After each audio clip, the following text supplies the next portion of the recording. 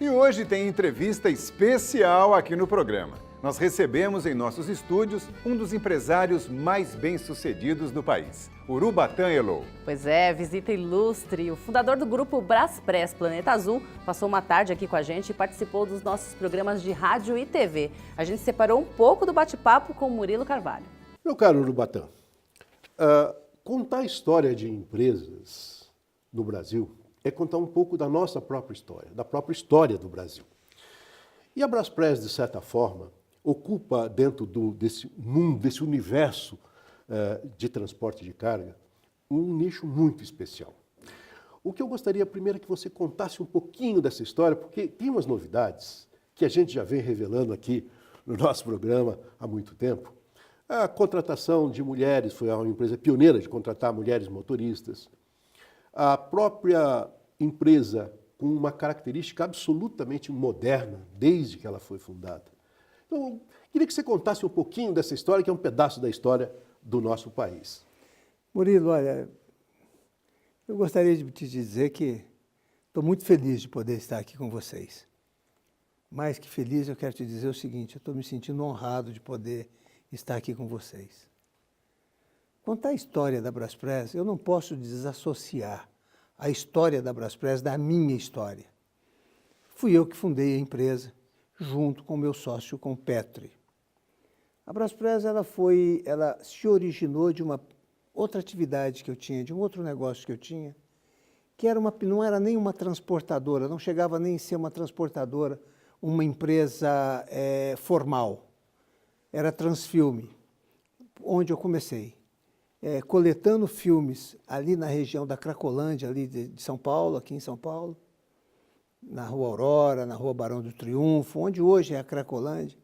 Eu coletava filmes porque aquela região, naquela época, era densamente povoada pela indústria cinematográfica.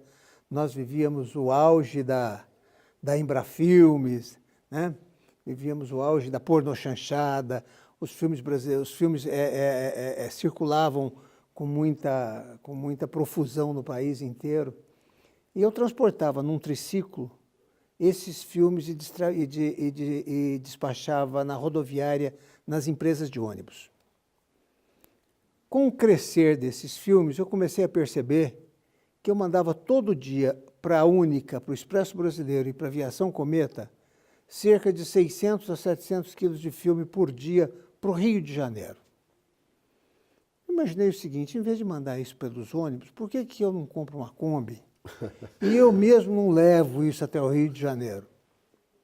E assim foi feito. Eu comprei uma Kombi, despachava o Brasil inteiro nas companhias de ônibus, menos o Rio de Janeiro.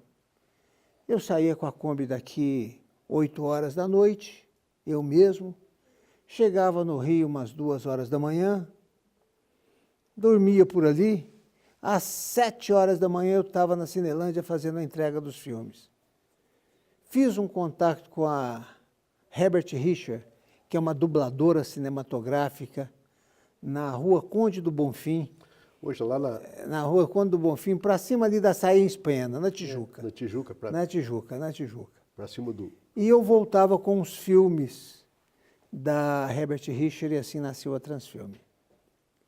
Em 1976, a pequena Transfilme tinha se transformado efetivamente numa empresa.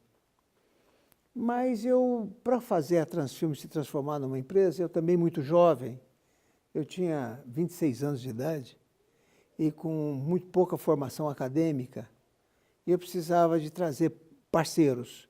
E eu trouxe 2 sócios, um que ficou no Rio e outro que ficou em Belo Horizonte.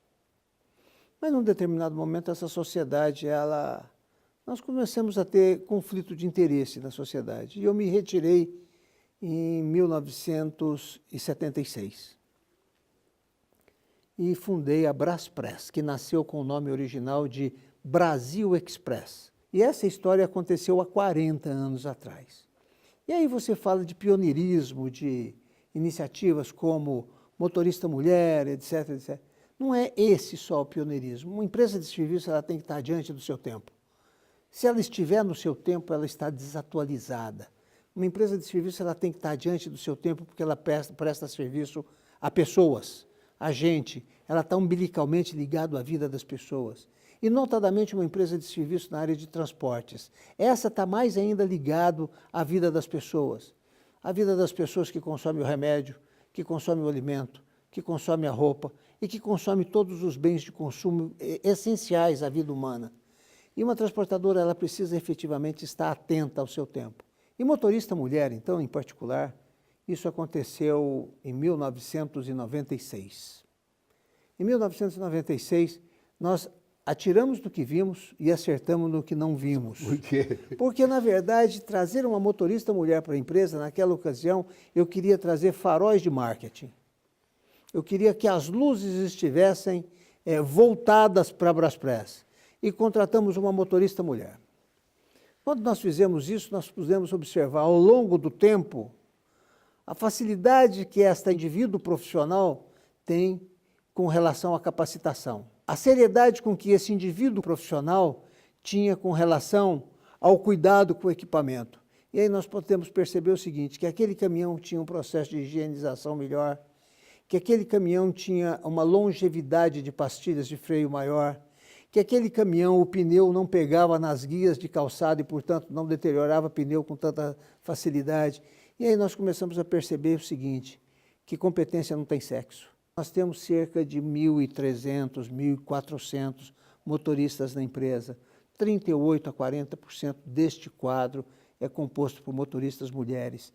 E isso foi muito bom, porque serviu de exemplo para os velhos marmanjos que imaginavam, que sabiam dirigir, que é muito próprio do latino, que olha, eu sei dirigir, eu não preciso de capacitação, direção defensiva eu sei fazer, direção econômica eu sei fazer, sabia coisa alguma. Aí, na verdade, é o seguinte, na prática começaram a olhar o seguinte, que a Mariazinha estava fazendo, que a Terezinha estava fazendo. Ou seja, mudou completamente até a perspectiva. Mudou o patamar, mudou a perspectiva.